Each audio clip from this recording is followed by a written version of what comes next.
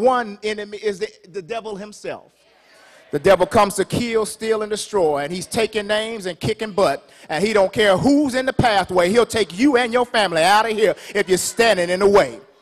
Number two, the world is our other enemy that we find ourselves fighting. You know, the world's agenda says this, but God's agenda says this. And if you find yourself with one foot in the world and one foot in Jesus, you'll find yourself on your way to a dim destruction. Well, we find ourselves not only fighting the devil and fighting the world, but we also find that the number one enemy is the enemy in a me.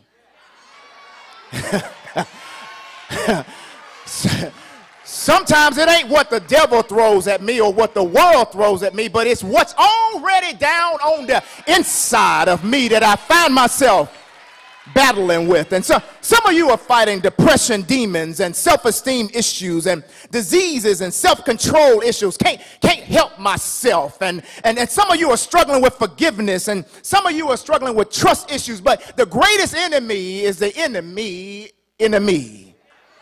It seems like ever since we signed up for the Christian life, the enemy has been after my family and after my finances and after my future. And sometimes it's sitting down and negotiating with the enemy ain't gonna get it, baby. Sometimes I gotta go square toe to toe and let the devil know you can't have my family, take your hands off my finances, and you sure ain't got nothing to do with my future.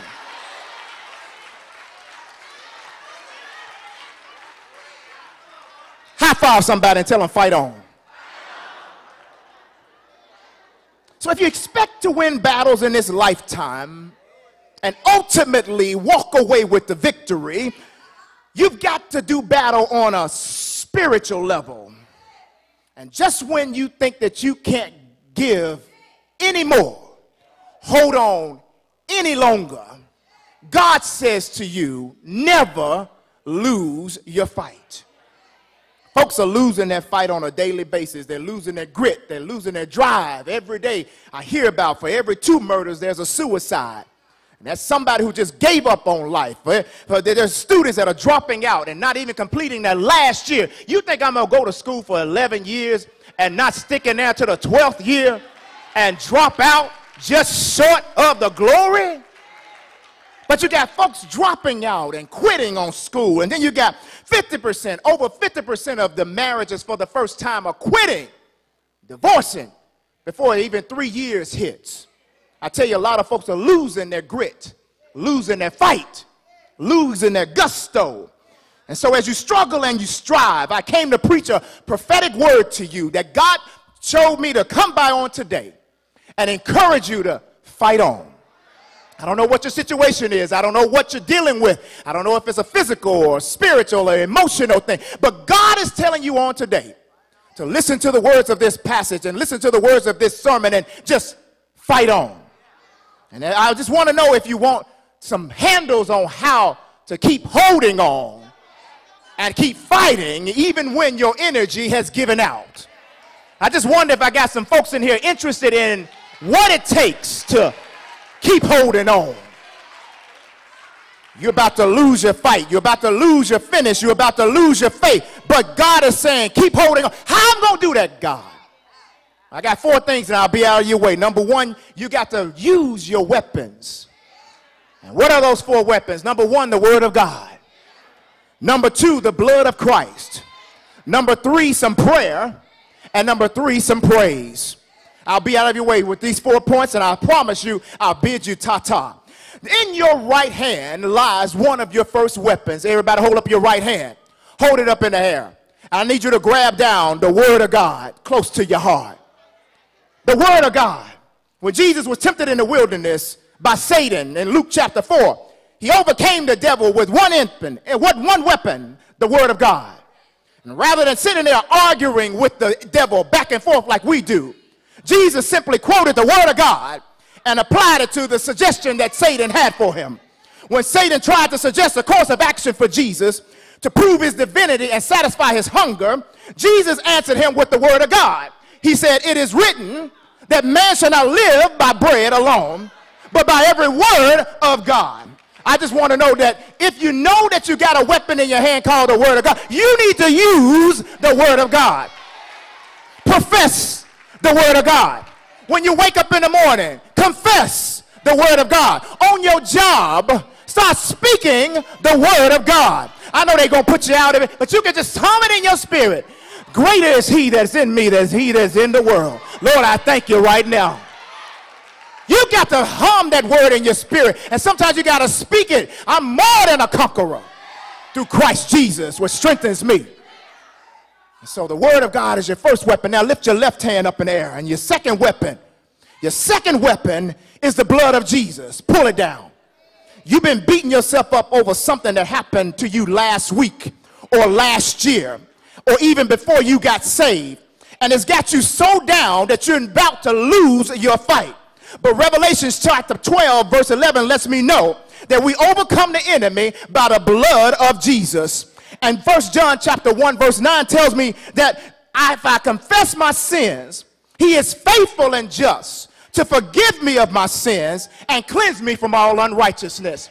I don't have to live a defeated life because of something that I did years ago. But Jesus is saying, I've got forgiveness waiting for you in the blood of Jesus Christ. You can sit around and mope and dope if you want to and act like you ain't got no life because you messed up. But guess what, baby? You ain't the only one that messed up. And what you messed up in ain't the worst that you can mess up in. So God can forgive you and you can get up with the blood of Jesus Christ. Stop letting the enemy defeat you and tell you that you are what you messed up in. You are more than what you messed up in. Don't allow the world to define who you are by what you did. I'm better than what I just did last year. I'm better than what I did last week.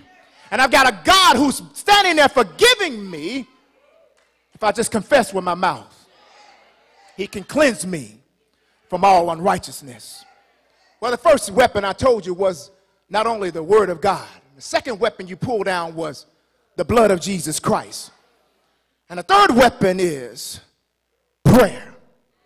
Now, this is the one you're going to have to grab the neighbor next to you, because sometimes where two or three are gathered in his name, God shows up in the midst of it.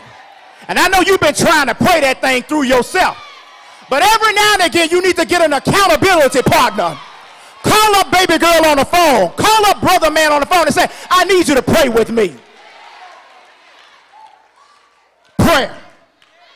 Prayer. If you want change, you got to pray for it. If you want revival, you got to pray for it. If you want victory, you got to pray for it. If you want peace, you got to pray through it. And some of the battles you can't praise your way through. You can't even pray your way through sometimes. You got to combine the word of God, the blood of Christ, and some good old prayer. Well, I got to leave you now, but I wanted to give you the last weapon. I need you to take both of your hands this time and lift them high. Lift them all above your heads. Two hands to pull down this thing. And I need you to pull down real hard with a hallelujah on your lips. The word praise is your next weapon. Pull it down, hallelujah. Ha, see. Hallelujah is the highest praise. And every time you see me shouting and dancing, and every time you see me grabbing my head when Sister Lisa hits a note that I can't stand, or when Brother Cassie hits a run that I can't stand, well, every time you see you, it ain't just my emotions. You seeing me using my weapon at that point. Every time you see me send up a praise, I'm sending up a weapon. I'm doing battle.